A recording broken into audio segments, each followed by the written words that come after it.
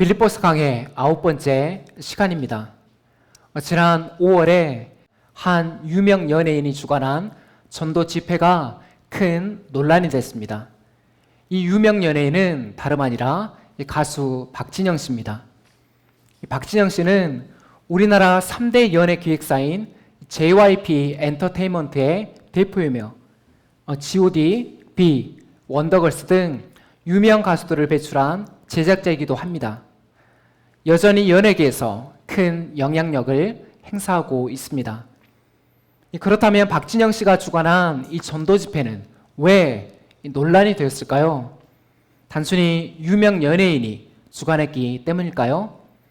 그건 아닌 것 같습니다. 이 전도 집회가 이 논란이 되었던 이유는 그 안에서 가르쳐진 내용이 한국교회가 이단으로 규정한 이 구원파의 가르침과 닮아 있었기 때문입니다. 논란이 커지자 이 박진영 씨는 자신은 구원파가 아니며 특정 교단이나 이 단체에 소속되어 있지 않다고 밝혔습니다. 그러나 이러한 해명에도 불구하고 이단 전문가들은 그날의 집회와 가르침은 구원파와 매우 유사하다고 지적했습니다. 이 구원파라는 용어는 한국교회가 지어준 이름입니다.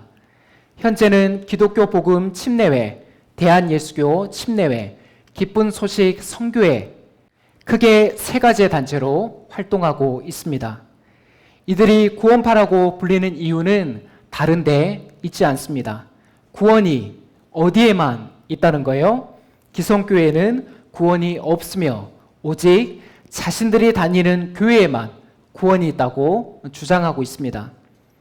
한국교회가 구원의 확신을 중요하게 가르친 이 배경에 구원파가 있다고 해도 과언이 아닐 것입니다. 참 안타깝지만 이 교회는 출석 하나, 이 성경이 가르치는 구원, 성경적인 구원관을 바로 이해하지 못해서 구원파로 넘어간 사람들이 결코 적지 않습니다. 더 큰 문제는 한국 교회의 구원관이 여전히 취약하다는 사실입니다. 김세윤 박사라고 한국이 낳은 세계적인 신학자가 있습니다. 이분이 오늘날 교회를 이렇게 진단합니다. 한국 교회가 구원파를 이단이라 하면서 사실상 구원파적 복음을 전하고 있다. 이게 무슨 말이에요? 한 번 구원은 영원한 구원이기에 어떻게 살든지 상관이 없다. 주일 성수 11조, 이 교회 봉사가 중요하지 그리스도인의 윤리적인 삶은 별로 중요하지 않다. 이러한 구원파적 복음이 한국교회 강단에서 선포되고 있는 현실을 질타하고 있는 것입니다. 제목에도 나와 있듯이 오늘 설교의 주제는 구원에 관한 설교입니다. 이 구원을 사람의 신체에 비유한다면 어디에 해당될까요? 바로 허리에 해당됩니다. 이 허리에 문제가 있으면 건강한 삶이 불가능하듯이 이 구원관에도 문제가 있으면 무엇이 불가능합니까? 건강한 신앙생활이 불가능한 것입니다. 특별히 오늘 말씀을 들을 때는 다음의 질문들을 염두에 두고 들으시기를 권면드립니다. 내가 이해하는 구원과 오늘 바울이 제시하는 구원은 같은 것인가? 만약 다르다면 어떠한 차이점이 있는가? 오늘 말씀을 통해 우리의 구원관이 성경적 구원관으로 바르게 교정되고 바르게 세워지는 시간이 되기를 축복합니다. 나 개인을 넘어 공동체적으로 이루어야 할 구원의 모습이 보다 선명하게 그려지는 시간이 되시기를 축복합니다. 여러분의 구원을 이루십시오. 첫 번째는 순종의 구원입니다. 우리 12절 말씀 함께 읽겠습니다. 시작. 그러므로 나의 사랑하는 자들이여, 여러분이 항상 복종했던 것처럼 내가 있을 때뿐 아니라 더욱 지금 내가 없을 때에도 두렵고 떨림으로 여러분의 구원을 이루십시오. 아멘. 이 바울은 먼저 이 빌립보 교회가 이루어야 할 구원의 모습으로 순종을 제시하고 있습니다. 우리의 구원에 있어 왜 순종이 중요할까요? 바로 기독교 신앙이 순종에서 출발하기 때문입니다. 무엇에 대한 순종입니까? 하나님께서 우리의 왕이시고 예수께서 만유의 주가 되신다는 사실입니다. 이 진리 앞에 순종을 이야기하는 것입니다. 그런데 문제는 이 진리 앞에 순종, 이 진리를 순순히 따라가는 삶이 결코 평탄치 않다는 사실입니다. 우리가 지난주에 살펴봤었죠. 바울이 빌립보 교회에 예수의 주되심을 끝까지 지켜나갈 것을 왜 권면했습니까? 빌립보 교회가 예수의 주되심을 포기하도록 요청받는 상황에 있었기 때문입니다. 당시 그리스도인들을 제외한 이 모든 사람들은 누구를 주로 고백하며 섬기고 있었다고요? 가이사, 로마 황제였습니다. 이 바울은 빌립보 교회가 당면한 어려움과 이 고난을 누구보다 잘 이해하고 있었습니다. 그래서 오늘 구원을 이야기할 때 단순히 여러분의 구원을 이루십시오, 이렇게 막연하게 이야기하지 않았습니다. 그러므로 나의 사랑하는 자들이여, 여러분이 항상 복종했던 것처럼 내가 있을 때뿐 아니라 더욱 지금 내가 없을 때에도 두렵고 떨림으로 여러분의 구원을 이루십시오. 여러분이 항상 복종했던 것처럼 이 빌립보 교회는 설립 초기부터 그리스도 예수께 복종했던 교회였습니다. 바울은 그 순종의 삶을 버리지 말고 끝까지 붙들 것을 권면하고 있습니다. 또한 내가 있을 때뿐 아니라 더욱 지금 내가 없을 때에도, 이 바울이 부재한 상황에서도 어떻게 구원을 이루어가라고 이야기하고 있습니까? 두렵고 떨림으로 여러분의 구원을 이루십시오. 두렵고 떨림으로 구원을 이루라. 두렵고 떨림으로 구원을 이루라. 이게 뭘 의미하는 걸까요? 물론 로마 제국을 등에 업은 유대주의자들의 이 공격은 빌립보 교회에 두려움과 이 떨림을 주기에 충분했습니다. 그만큼 핍박이 강력했기 때문이었습니다. 그러나 바울은 이 빌립보 교회가 진정 가져야 할 두려움과 이 떨림은 그 핍박에 있지 않았음을 이야기합니다. 오히려 이 대적자들의 핍박에 굴복함으로 예수의 주되심을 포기하는 모습이 결국 구원의 자리에 이르지 못하는 진짜 두려움임을 말하고 있는 것입니다. 예수의 주되심, 그 고백, 그 믿음만 포기하면 다시 안전한 이 울타리 안으로 들어올 수가 있었습니다. 그러나 어디에는 들어갈 수가 없습니까? 참 구원의 자리에는 들어올 수가 없는 것입니다. 참 구원의 자리에서 제외되는 것입니다. 이것이 빌립보 교회가 두렵고 떨림으로 순종의 구원을 이루어가야 했던 이유였습니다. 오늘날 교회 안에서 참 많이 사용하는 단어가 순종입니다. 순종에 관한 설교는 우리에게 매우 익숙한 주제입니다. 또한 순종을 그리스도인의 이 미덕으로 여기기도 합니다. 다 맞는 이야기들이죠. 그런데 우리가 순종에 관해 놓치고 있는 사실이 하나가 있습니다. 오늘 바울이 순종을 무엇과 연관해서 이야기하고 있습니까? 순종을 구원과 연관해서 이야기하고 있습니다. 설교 서두에 이 구원파가 몸집을 크게 불릴 수 있었던 원인이 어디에 있었다고 이야기했었죠? 한국교회의 구원관이 이 성경적인 구원관에 튼튼히 뿌리 내리지 못했기 때문이었습니다. 복종하여 두렵고 떨림으로 구원을 이루라. 이 순종의 구원이 2018년을 살아가는 우리에게는 어떠한 의미가 있을까요? 여러분은 어떠세요? 두렵고 떨림으로 이 순종의 구원을 이루어가고 있습니까? 이루어가고 계십니까? 우리 공동체에는 구원을 이미 따놓은 천국행 티켓으로 착각하는 분들이 계시지 않기를 바랍니다. 오늘날은 예수님이 계셔야 할 이 주인의 자리에 많은 것들이 올라와 있습니다. 돈, 명예, 이 성공이 대표적입니다. 처음에는 예수의 주되심을 고백하는 것처럼 보였지만 어느 순간 돈과 명예와 이 성공 앞에 돈과 명예와 성공을 쫓아 예수의 주되심을 부인하고 교회 공동체를 떠난 사람들이 어디 한둘입니까? 저는 솔직히 두렵습니다. 돈, 명예, 이 성공 앞에 무너지는 목회자들을 지금도 적지 않게 목격하고 있기 때문입니다. 이 바울은 디모데후서 4장 10절에서 자신의 동역자였던 데마가 세상을 사랑해서 자신을 버리고 떠났다고 이야기하고 있습니다. 사랑하는 여러분, 오늘도 우리는 이 많은 유혹들 앞에 서 있습니다. 그러나 잊지 마십시오. 우리가 이루어가야 할 구원이 반드시 있음을 말입니다.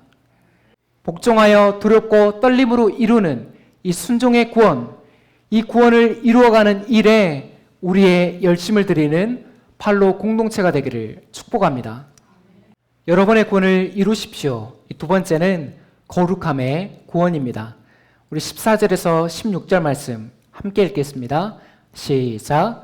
모든 일에 원망과 시비가 없이 하십시오. 이는 여러분이 비뚤어지고 부패한 세대 가운데서 흠이 없고 순전한 자, 하나님의 흠없는 자녀가 되고 그들 가운데서 빛으로 나타나려는 것입니다. 여러분이 생명의 말씀을 붙들어서 나의 다름질이 헛되지 아니하고 나의 수고도 헛되지 아니하므로 그리스도의 날에 나에게 자랑할 것이 있게 하려는 것입니다. 아멘. 이어서 바울은 이 빌립보 교회가 이루어가야 할 구원의 모습을 보다 구체적으로 설명하고 있습니다. 그게 뭔가요? 14절에 모든 일에 원망과 시비가 없이 하십시오. 이 빌립보 교회 안에 있는 이 갈등 중에 하나가 에바브로디도를 파송한 일로 생긴 갈등이라고 말씀드렸습니다. 어쨌든 바울은 이러한 갈등의 상황이든지 좋은 일이 생긴 상황이든지 모든 일에 뭐가 없이 하라고 이야기합니까? 원망과 시비가 없이 하라. 원망과 시비가 없이 하라. 이렇게 해야 하는 이유가 15절과 16절에서 제시되고 있습니다. 원망과 시비가 없게 하라는 이 권면은 단순히 윤리적인 모습만을 이야기하는 것이 아닙니다. 정확히는 빌립보 교회의 정체성과 연관되어 있습니다. 우리가 사는 세상은 원망과 시비가 일상인 당연한 곳입니다. 이 바울이 비뚤어지고 이 부패한 세대라고 표현한 이유가 바로 여기에 있습니다. 이 안에서 이 빌립보 교회는 어떠한 모습으로 살아야 합니까? 15절에 흠이 없는 하나님의 자녀의 모습, 세상 가운데 빛을 나타내는 모습입니다. 우리 산상수훈에 예수님의 말씀이 생각나시나요? 너희는 세상의 빛이라.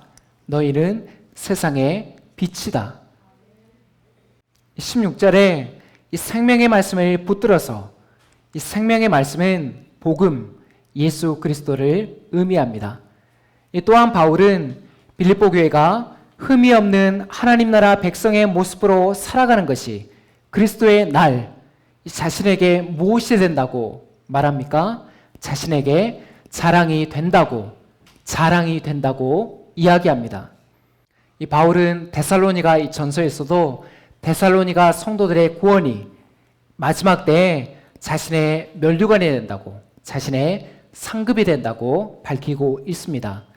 이 빌립보 교회의 구원 또한 바울에게는 마찬가지인 것입니다. 하나님 나라 백성으로 흠이 없고 빛된 삶을 드러내는 교회의 모습, 오직 교회의 구원을 바라보며 수고하는 사도의 모습, 이 모습들이 한마디로 무엇입니까? 이게 거룩입니다. 이것이 거룩입니다. 안고 없는 찐빵. 여러분, 이 말이 무슨 뜻인지 아시죠? 이 찐빵에 안고가 없으면 맛없는 찐빵, 이 볼품없는 찐빵이 아니라 그냥 찐빵이 아닌 거예요. 찐빵 자체가 아닌 것입니다. 이 구약에 보면 이스라엘의 정체성이 나옵니다. 하나님이 정해주셨죠. 내가 거룩하니 너희도 거룩하라. 그런데 이스라엘이 왜 망했습니까? 물론 이 겉으로 보면 바벨론의 침략을 받아 망했습니다. 하지만 본질은 다른 데 있었습니다. 제사장 나라, 거룩한 백성의 사명을 잃어버렸기 때문에 하나님의 심판을 피할 수가 없었던 것입니다. 이 교회에 있어 거룩도 마찬가지입니다. 교회가 거룩함을 상실하게 되면 어떻게 된다고요? 교회의 정체성을 잃어버리는 것입니다. 교회의 정체성을 잃어버리는 거예요. 오늘 설교의 제목이 뭔가요? 여러분의 구원을 이루십시오. 여기에서 주어가 뭐예요? 여러분, 빌립보 교회가 주어입니다. 그렇다면 바울이 구원을 이야기할 때 나 개인을 우선하고 있나요? 교회 공동체의 구원을 우선하고 있나요? 교회 공동체를 우선하고 있습니다. 그런데 한국 교회는 이 구원을 너무 개인주의적으로 축소시키고 있습니다. 이 구원을 개인주의적으로 축소시켰습니다. 잘 기억하세요. 물론 구원은 우리가 개인적으로 받습니다. 하지만 이 구원을 이루어가는 일에 반드시 필요한 게 뭐라고요? 교회 공동체입니다. 빌립보 교회가 이 대적자들의 모진 핍박에도 무너지지 않았던 이유가 바로 공동체성에 있었습니다. 예수의 말씀을 따라 서로 사랑하고 위로하며 그들 가운데 임한 하나님 나라를 살아내기 위해 힘썼기에 가능했습니다. 힘썼기에 무너지지 않았던 것입니다. 오늘날은 인터넷과 TV로 예배에 참여하며 이 온라인으로 헌금하는 개인주의 신앙이 가능한 시대입니다. 그런데 만약 이 빌립보 교회가 겪었던 회유와 핍박이 지금도 존재한다면, 신앙 때문에 감옥에 갇히고 경제적인 손해를 받게 된다면 과연 개인주의 신앙이 살아남을 수가 있을까요? 저는 완전히 전멸했을 거라고 확신합니다. 그래서 하나님께서 이 믿음의 울타리인 교회 공동체를 만드신 거예요. 사랑하는 여러분, 교회 공동체의 영광스러움을 더 깊이 알아가시기를 바랍니다. 깨닫는 깊이만큼 공동체를 사랑하시기를 바랍니다. 또한 교회 공동체의 존재 목적이 거룩, 이 세상에 하나님 나라를 드러내는 사명에 있음을 기억하시기 바랍니다. 여전히 교회를 향한 이 한국 사회의 시선은 싸늘합니다. 저는 이 온도가 이 단기간에 변하지 않을 거라고 생각합니다. 그러나 교회가 이 물질주의와 세속주의를 내려놓고 다시 하나님을 닮은 거룩함으로 옷 입을 때 세상이 먼저 교회의 거룩함을 감지하고 그 앞에 나올 것입니다. 이것이 우리가 이루어가야 할 거룩함의 구원입니다. 여러분의 구원을 이루십시오. 세 번째는 기쁨의 구원입니다. 우리 17절에서 18절 말씀 함께 읽겠습니다. 시작. 만일 여러분의 믿음의 제사와 봉사 위에 내가 부어지더라도 나는 기뻐하고 여러분 모두와 함께 기뻐할 것입니다. 이와 같이 여러분도 기뻐하고 나와 함께 기뻐하십시오. 아멘. 기쁨은 이 빌립보서를 관통하는 주제들 가운데 하나입니다. 뭐가요? 기쁨입니다. 이 앞서 바울은 빌립보 교회의 구원이 자신에게 자랑이 된다고 이야기했습니다. 동시에 빌립보 교회의 구원은 바울의 기쁨의 근원이 되고 있습니다. 여러분의 믿음의 제사와 봉사 위에 내가 부어지더라도 라는 표현은 빌립보 교회가 구원을 이루어가는 일에 자신의 죽음까지도 불사하겠다는 의미입니다. 빌립보 교회가 구원을 이루어가는 그 일에 자신의 죽음까지도 불사하겠다는 의미입니다. 그러나 바울은 자신의 죽음보다 어디에 더 초점을 맞추고 있습니까? 기쁨에 초점을 맞추고 있습니다. 이와 같이 여러분도 기뻐하고 나와 함께 기뻐하십시오. 이 바울의 기쁨은 빌립보 교회의 기쁨이 되고 빌립보 교회의 기쁨은 바울의 기쁨이 되고 있습니다. 이 일이 어떻게 가능할까요? 빌립보 교회와 바울이 한 곳을 바라보며 한 방향을 추구하고 있기 때문이었습니다. 이 빌립보스 강의 네 번째 시간에 빼앗길 수 없는 기쁨이라는 제목으로 말씀을 나누었습니다.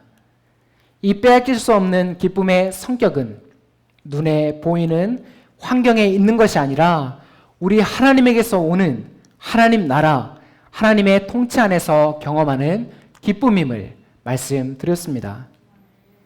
그렇다면 지금 이 구원을 이루어가는 하나님의 통치 안에 있는 우리의 신앙은 어떻습니까? 진정 기쁘시나요? 종종 이 기쁨의 구원을 잃어버린 성도들을 보게 됩니다. 이들에게 신앙생활은 기쁨이 아니라 마지못해 지고 가야 하는 짐과 같습니다.